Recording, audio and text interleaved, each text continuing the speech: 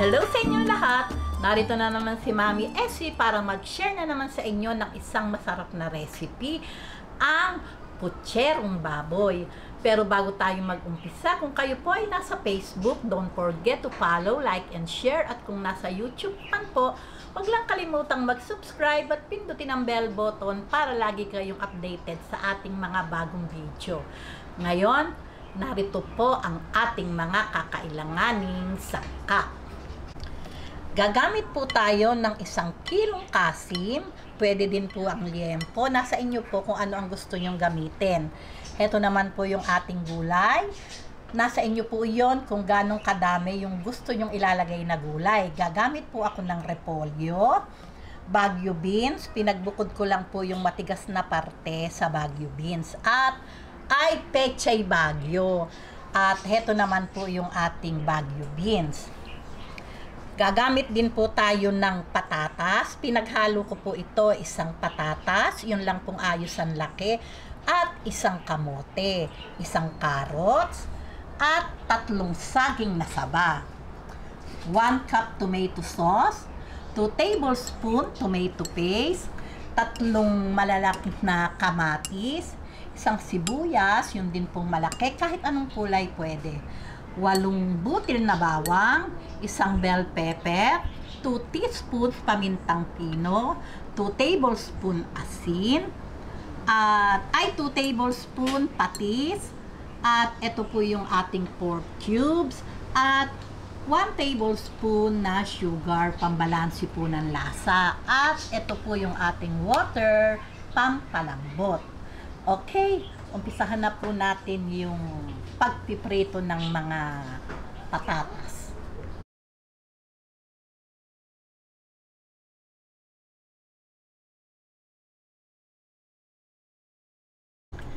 Ngayon, prituhin na po natin tong ating kamote, patatas, carrot.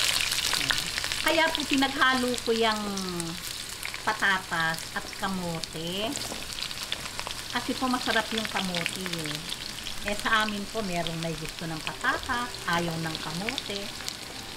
Ako po kasi gusto ko yung kamote, kaya pinaghalo ko na lang po.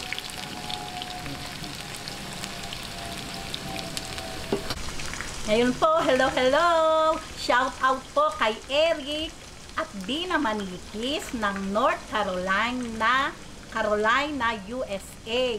Maraming salamat po sa panonood.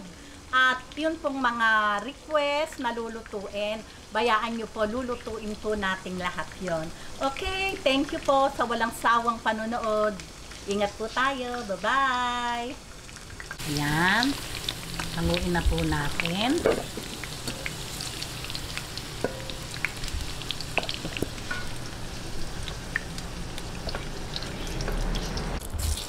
Ngayon, sunod po natin itong saging na saba. Ganun din po, piprituhin lang din po natin. Ayan, okay na din po itong saging.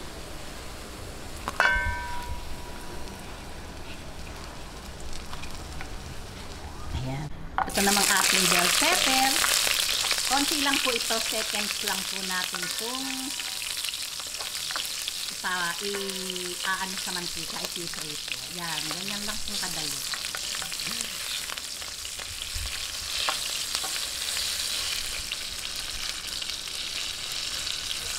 Ngayon po, mag-gisa na po tayo.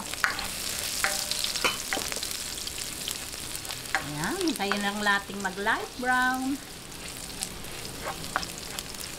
Sunod natin ng sibuyas.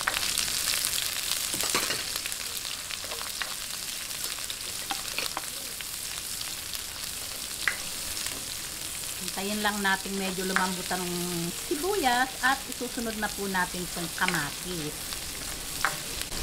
Ayan, okay na po ang ating sibuyas. Isunod po natin itong kamatis. Ngayon, hintayin lang po natin lumambot yung kamatis at isusunod na po natin yung ating pork. Okay. Ayan, pagka po ganitong malambot na ang kamatis, lalagay na po natin itong ating pork. Ay. Ayan. Atin lang pong gisang-gisa.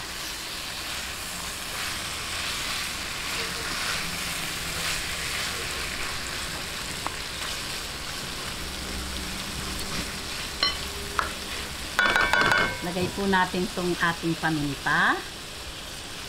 Ayan, mamaya po yung natira. Ang patis, 2 tablespoon. Lagay po natin tong ating pork cubes para po maging mas malasa. Ayan. Lagay na din po natin itong tomato paste.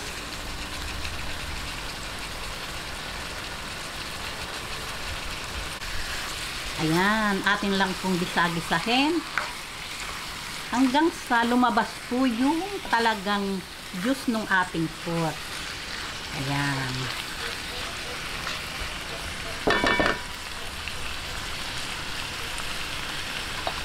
Okay, takipan po natin at hintayin po natin talagang lumabas yung katas ng baboy.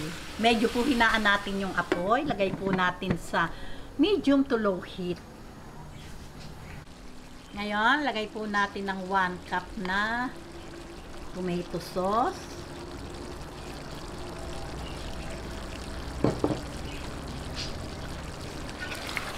Haluin lang po natin.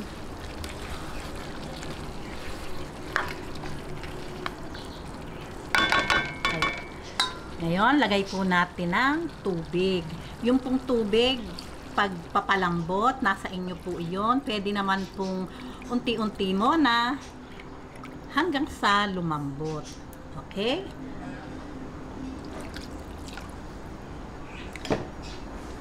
Ayan, hintayin lang po nating lumambot at magbabalik po tayo. Ayan, ngayon po malambot na po yung ating pork. Lagay po natin itong ating bell pepper. Ayan.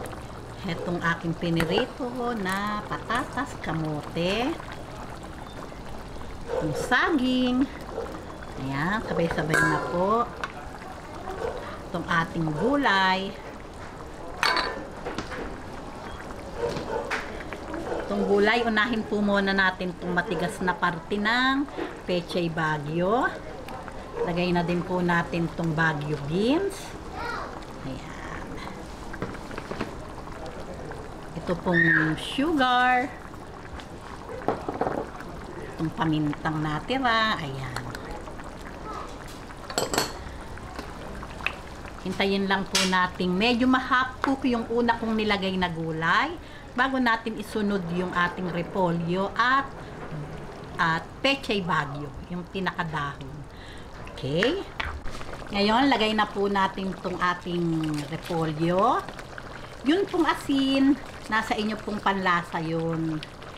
Kung kailangan nyo pang maglagay, ako po ay naglagay.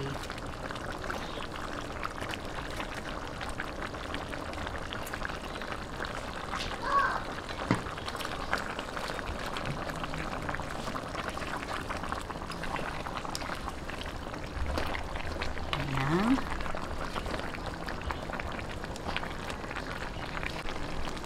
Lagay na po natin itong pechay bagyo kasi po ito ay madaling lumambot.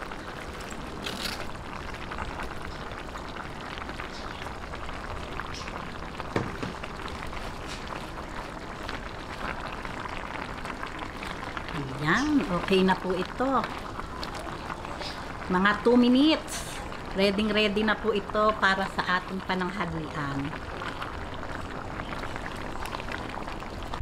Ayan, ready na po ito para sa ating pananghalian. O paano po? Papatayin ko na po ang apoy at siyempre po, tikiman na tayo.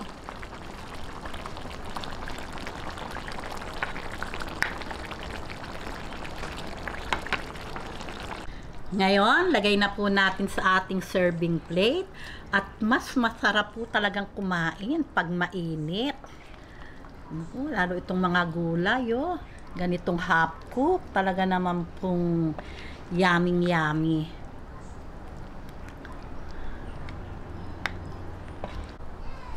Hayan, o tingnan nyo naman, talaga namang gugutumin kayo at sasabihin nyo po ang extra rice. O tingnan nyo naman, talaga naman pong katakam-takam, kainin na po natin to hanggat mainit. O paano po, tikiman na po tayo. O paano po, tikman na po natin.